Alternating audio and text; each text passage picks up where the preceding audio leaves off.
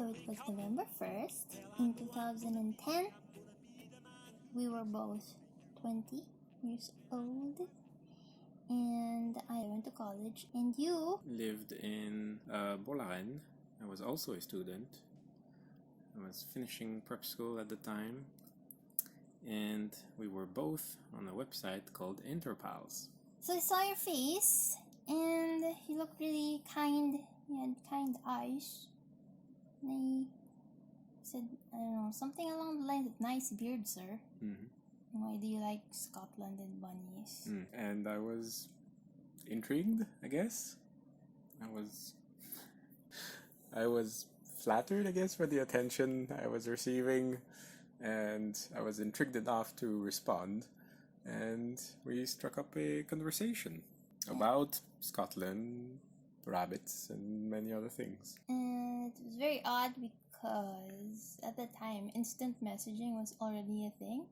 But somehow we were sending each other blocks of long blocks of text, like long emails through the website. And then you found me somewhere else. Yeah, after a little while, I did feel like maybe this was not the most practical way of communicating, so I stalked her pretty much everywhere online until I found her blogs and eventually her Facebook account, and I befriended her, and then this is where we started chatting. And from Facebook, we graduated onto Skype, and from very long messages to very frequent chat messages to video calls, our relationship grew in the first few weeks. So after a few weeks, we decided that we were together. Just before Christmas. Very far apart, but together. And we started planning how to meet each other in person. But at the time, that was more than a year away. Yeah, we knew from the start that it wouldn't happen anytime soon.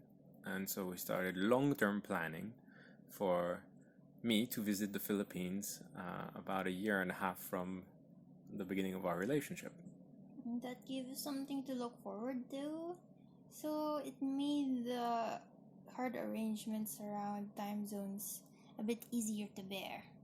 So in order to make this happen, this first visit to the Philippines, I got a summer job in a factory, and I saved up the money, and eventually in the summer of 2012, I made it to the Philippines, and we met in person for the first time, and my hands were very clammy. Yeah, but it was nice to finally hold each other's hand and not just imagine it. During that first summer, we traveled a lot in the Philippines, and I got to learn about my own country because Emmanuel was very interested in history, and so we took all of the opportunities we can to learn about the place and went on field trips. And we planned to meet every summer, and we did for 2013. I tried to go to France for 2014, but my visa got rejected. But then something good came out of it. Well, I came instead. And for Christmas of that year, since my parents and my family had not gotten to meet Bea in the summer, they decided to join me in the Philippines, and we spent Christmas of 2014 together with my parents and Anne and Bea's family all the way to New Year's. And on New Year's Day, Emmanuel left a message on the bathroom wall with a whiteboard marker like this. Don't worry, it wasn't permanent. Saying that he's very excited to come back in the summer to live here for good in the Philippines. And indeed, in the summer of 2015, I moved to the Philippines permanently, and I'm still here. I don't know where we And are. I still live there. And in that first year, Emmy tried to look for a job as a teacher. and we found a nice school, and we both became teachers, and Were adopted by the community. we got our common friends there, some shared friendships, and in 2017, after our first year in that school, I was finally able to go to France and had my 27th birthday with Emmanuel's family. And when we came back to the Philippines from that trip to France, we were greeted by more responsibilities at work, and we continued to grow professionally and socially in this environment that we shared. In 2018 was when we were able to come back to France for my first Christmas there. And How cold was it?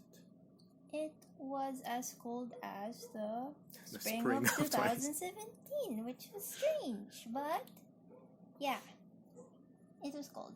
And then in 2019, I went to Japan with my family, and that same year, on the 9th of September, we went to City Hall and we got married. it's not like a sudden wedding, to be honest, since we Like a met Vegas online. wedding. Like a Vegas wedding. Since we met online and decided to meet each other, we sort of already decided that we would, as best as we can, make it work. There was no proposal needed. We always just planned our lives around that possibility that we would be together.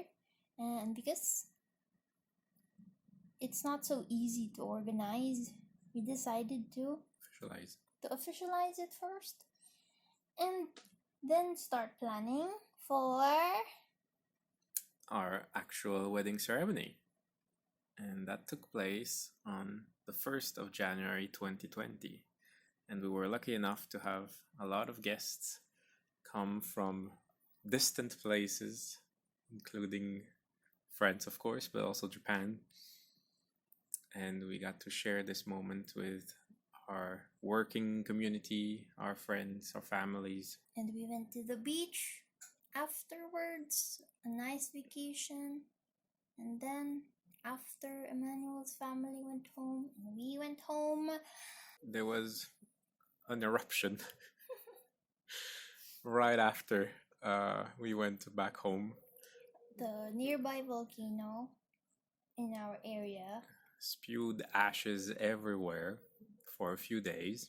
so everyone had to wear masks even before The this situation. And we had to shovel ash. But eventually, the ash was cleared away, life returned to normal, and a couple of weeks later, everything was shut down because of COVID.